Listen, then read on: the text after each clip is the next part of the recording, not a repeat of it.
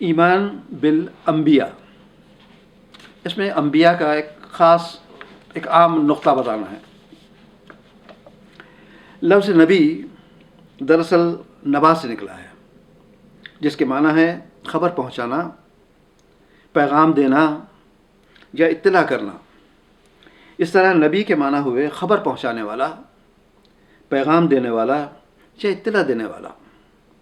مذہبی اصطلاح میں نبی سے ایک ایسی شخصیت مراد لی جاتی ہے جسے اللہ نے اپنی طرف سے خاص ہدایت انسانوں تک پہنچانے کے لیے چن لیا ہو۔ تو رسالت کا کام اللہ نے فرشتوں سے لیا اور انسانوں سے بھی، لیکن قرآن میں کوئی ایسا اشارہ نہیں ملتا کہ فرشتوں کو کبھی نبی بنا کر بھیجا گیا ہو۔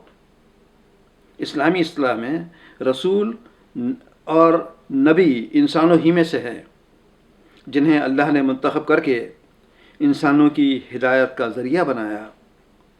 اس طرح نبی اور رسول کی اصطلاحیں عام طور پر ایک ہی معنی میں استعمال ہوتی ہیں۔ رسول اکرم کو خطاب کر کے اللہ فرماتا ہے کہ تم سے پہلے ہم بہت سے رسول بھیج چکے ہیں، جن میں سے بعض کے حالات ہم نے تمہیں بتائے ہیں اور بعض کے نہیں بتائے۔ مطلب یہ ہے کہ جن انبیاء کا ذکر قرآن میں آیا ہے ان کے علاوہ بھی کئی انبیاء ہوئے ہیں۔ قرآن کریم میں جملہ 25 انبیاء کرام کا تذکرہ ہوا ہے۔ ان کے نام یہ ہیں: آدم، ادریس، نوح، ہود، صالح، ابراہیم، لوط، اسماعیل، اسحاق، یعقوب، یوسف، شعیب، ایوب، ذوالکفل، موسیٰ، ہارون، داؤد، سلیمان، الیاس، الیسع، یونس، زکریا، یحییٰ، عیسیٰ اور محمد صلی اللہ علیہ وسلم۔ یہ بات قابل غور ہے کہ مسلم علماء نے نبیوں کی جملہ تعداد 1,24,000 بتلائی ہے۔ 1,24,000 کا یہ عدد کہاں سے لیا گیا ہے، اس کے بارے میں صرف یہ کہا جا سکتا ہے کہ قرآن میں انبیاء کی جملہ تعداد کا کوئی اشارہ نہیں ملتا، بلکہ قرآن تو صاف الفاظ میں فرماتا ہے کہ چند انبیاء ہی کے حالات بتائے گئے ہیں۔ ابتدا میں سب لوگ ایک ہی امت تھے، پھر اللہ نے نبی بھیجے جو بشارت دینے میں اور خبردار کرنے والے تھے۔ ان کے ساتھ کتاب برحق نازل کی تاکہ لوگوں کے درمیان اختلافات کا فیصلہ کرے۔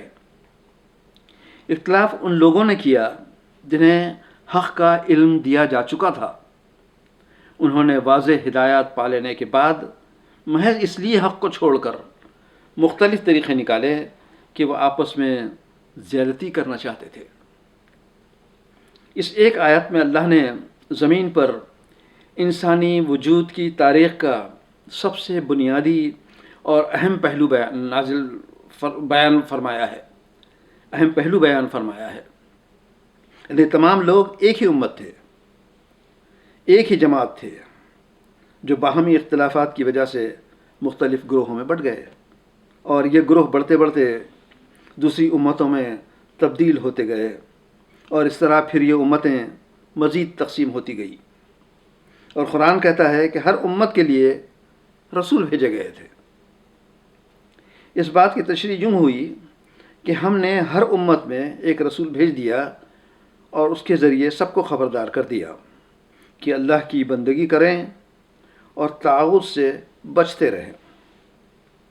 اس کا مطلب یہ ہوتا ہے کہ جیسے جیسے نئی امتیں بنتی گئیں، ان میں رفتہ رفتہ خدا کی بندگی کا تصور کم ہوتا گیا اور وہ طاغوت و بت پرستی کی طرف زیادہ مائل ہوتی گئی۔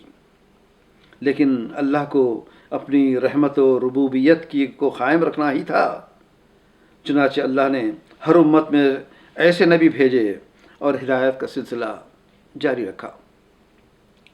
کئی مقامات پر قرآن فرماتا ہے کہ ہم نے پچھلی قوموں میں بارہا نبی بھیجے تھے، اس کے ساتھ یہ بھی کہ کبھی ایسا نہیں ہوا کہ ہم نے کسی بستی میں نبی بھیجا ہو اور اس بستی کے لوگوں کو پہلے تنگی اور سختی میں مبتلا نہ کیا ہو، اس خیال سے کہ شاید عاجزی پر اتر آئے۔ پھر ہم نے ان کو بدحالی کو خوشحالی میں تبدیل کر دیا، یہاں تک کہ وہ خوب پھلے پھولے، اور ہم نے ان رسولوں کو صاف صاف نشانیوں اور ہدایت کے ساتھ بھیجا، اور ان کے ساتھ کتاب و میزان نازل کی تاکہ لوگ انصاف پر قائم ہو۔ امتیں بنتی بھی رہی اور فنا بھی ہوتی رہی۔ اس کا تذکرہ یوں ہوتا ہے کہ ہم نے ایک کے بعد ایک رسول بھیجے، جس قوم کے پاس بھی اس کا رسول آیا اس قوم نے اسے جھٹلایا، اور ہم ایک کے بعد ایک قوم کو ہلاک کرتے گئے، حتیٰ کہ ان کو بس افسانہ ہی بنا کر چھوڑ دیا۔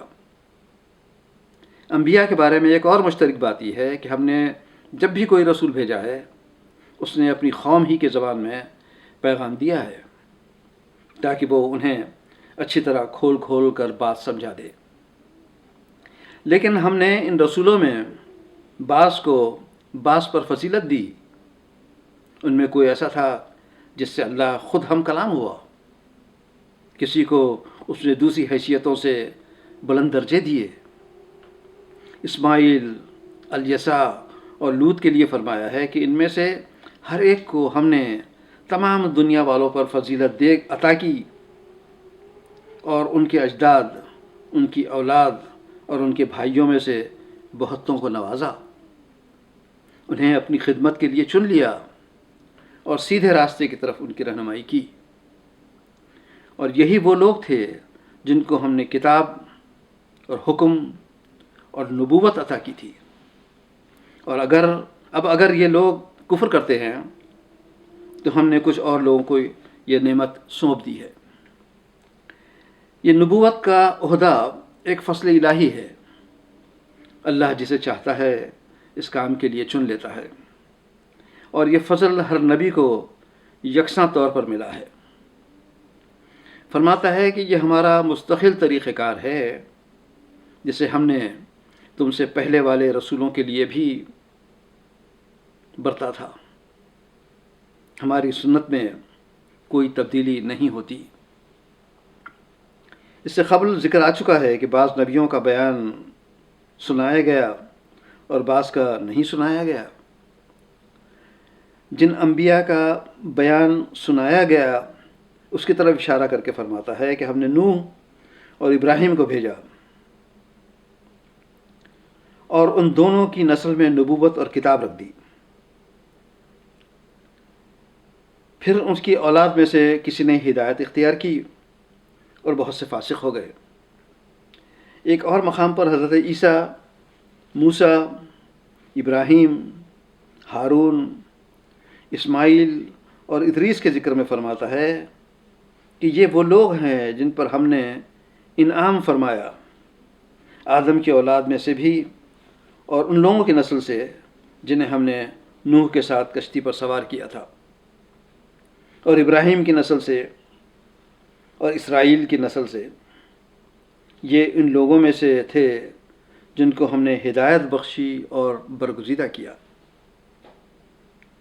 اس ضمن میں ایک دوسرے مقام پر فرماتا ہے کہ اللہ نے آدم اور نوح اور آل ابراہیم اور آل عمران کو تمام دنیا والوں پر ترجیح دے کر منتخب کیا تھا۔ یہ ایک دوسرے کی ضروریت تھے۔ ان انبیاء کی تعلیمات کی یکسانیت کے بارے میں فرماتا ہے کہ رسول اکرم سے کہ ہم نے تمہاری طرف اس طرح وحی بھیجی ہے جس طرح نوح اور اس کے بعد کے پیغمبروں کی طرف بھیجی تھی۔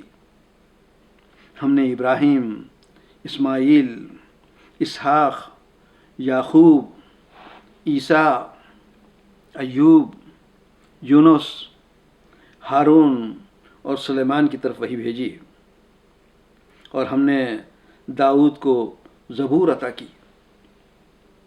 مزید ہے کہ ہم نے رسولوں پر بھی وحی نازل کی جن کا ذکر ہم اس سے پہلے تم سے کر چکے ہیں، اور ان رسولوں پر بھی جن کا ذکر تم سے نہیں کیا۔ ہم نے موسیٰ سے اس طرح گفتگو کی جس طرح گفتگو کی جاتی ہے۔ یہ سارے رسول خوشخبری دینے والے اور خبردار کرنے والے بنا کر بھیجے گئے تھے۔ پھر ایک جگہ فرماتا ہے تو ان کے بعد ہم نے پے در پے رسول بھیجے، اور ان سب کے بعد عیسیٰ ابن مریم کو مبعوث کیا اور اس کو انجیل عطا کی۔ انبیاء کے ساتھ قوم کا برتاؤ، اس کے بارے میں اللہ نے انبیاء کو قوموں کی ہدایت کے لیے بھیجا، لیکن اکثر لوگوں نے جو برتاؤ ان کے ساتھ کیا اس کا ذکر قرآن میں یوں آتا ہے کہ افسوس بندوں کے حال پر، جو رسول بھی ان کے پاس آیا اس کا وہ مذاق ہی اڑاتے رہے۔ پھر رسول سے خطاب ہوتا ہے کہ اب اگر یہ لوگ تمہیں جھٹلاتے ہیں تو تم سے پہلے بھی بہت سے رسول جھٹلائے جا چکے ہیں، اور کبھی ایسا نہیں ہوا کہ کوئی نبی ان کے پاس آیا ہو اور انہوں نے اس کا مذاق نہ اڑایا ہو، یا ان سے پہلے کی قوموں کے پاس بھی کوئی رسول ایسا نہیں آیا جسے انہوں نے یہ نہ کہا ہو کہ یہ ساحر ہے یا مجنون۔ ایک مقام پر اسی قسم کی باتوں کی تفصیل یوں آتی ہے کہ مثال کے طور پر انہیں اس بستی والوں کا قصہ سناؤ جبکہ ان میں رسول آئے تھے، ہم نے ان کی طرف 2 رسول بھیجے، ان دونوں کو انہوں نے جھٹلا دیا، پھر ہم نے تیسرا بھیجا، ان سب نے کہا کہ ہم تمہاری طرف رسول کی حیثیت سے بھیجے گئے ہیں۔ بستی والوں نے کہا کہ تم کچھ نہیں ہو مگر ہم جیسے انسان، اور رحمان نے کوئی چیز نازل نہیں کی ہے، تو لوگ محض جھوٹ بولتے ہو۔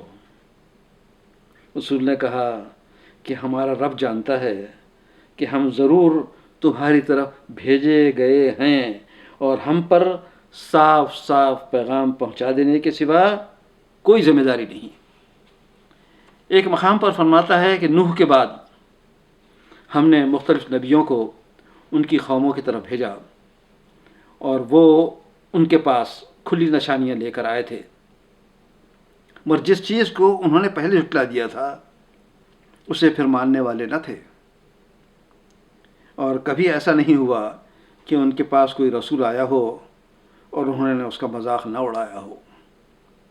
ایک اور مقام پر بڑی تفصیل سے انسانوں کی اس ناخلفی کا ذکر ہوتا ہے۔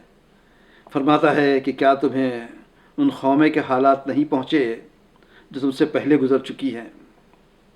قوم نوح، عاد، سمود اور ان کے بعد آنے والی بہت سی قومیں جن کا شمار اللہ ہی کو معلوم ہے۔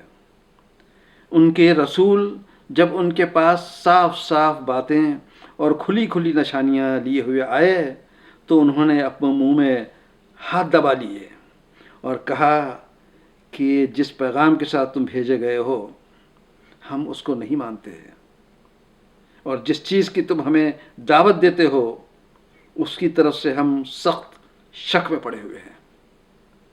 رسولوں نے کہا کہ کیا خدا کے بارے میں شک ہے جو آسمان و زمین کا خالق ہے، وہ تمہیں بلا رہا ہے تاکہ تمہارے قصور معاف کرے اور تم کو ایک مدت مقرر تک مہلت دے۔